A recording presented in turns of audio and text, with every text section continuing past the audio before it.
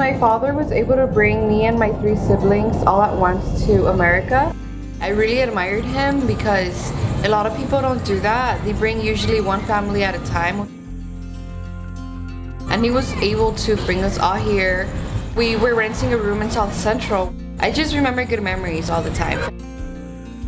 He ended up saving enough money and moved us to an apartment in Huntington Park. This is the house we used to live in, the second apartment that my father got for us. Looks kind of different now. For some reason, things were different. But this is where everything started happening, where my parents started to fight. Every time we would hear their voices raised, we would think that they were already getting in a fight again, and that was really traumatizing for us.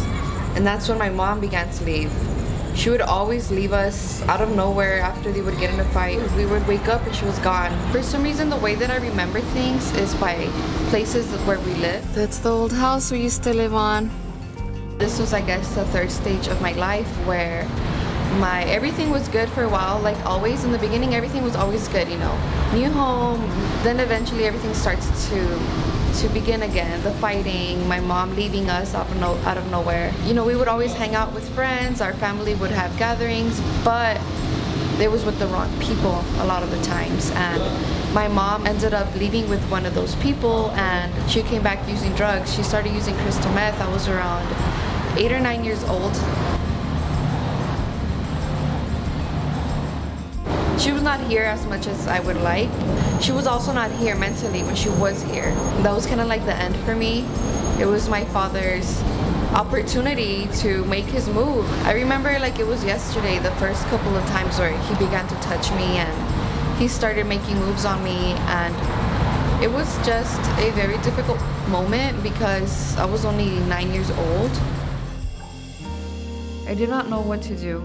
I was so desperate. I got down on my knees, crying, and I put my arms up in the air and I started to pray.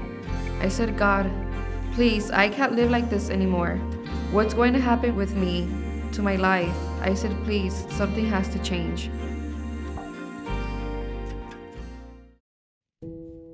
When I went into foster care, I felt like I finally had wings.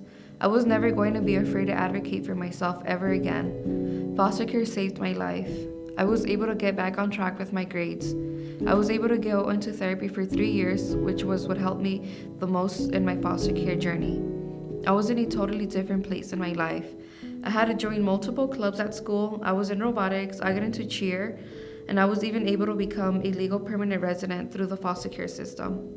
I ended up graduating with college courses. I passed all of my AP exams, and I was on my way to dorm at Cal State Fullerton, and I was the only student in my school to graduate with more than 2 scholarships. Little did I know this was only the beginning of my journey. When I had my first child, people I knew doubted me. They doubted my potential, and I had former classmates and even teachers tell me that they thought I had dropped out of college. But I proved them wrong. I've been awarded several scholarships, even a full-ride scholarship at Cal State Fullerton, and I'm a full-time paid intern for the city of Norwalk, all while juggling motherhood. People doubted me, but not only did I prove them wrong, but I was able to see my full potential. And the most important thing I have realized throughout my whole journey is that I can change lives with my story. It only takes one caring adult to change the life of a foster youth. Why not you? To fosterchange.org.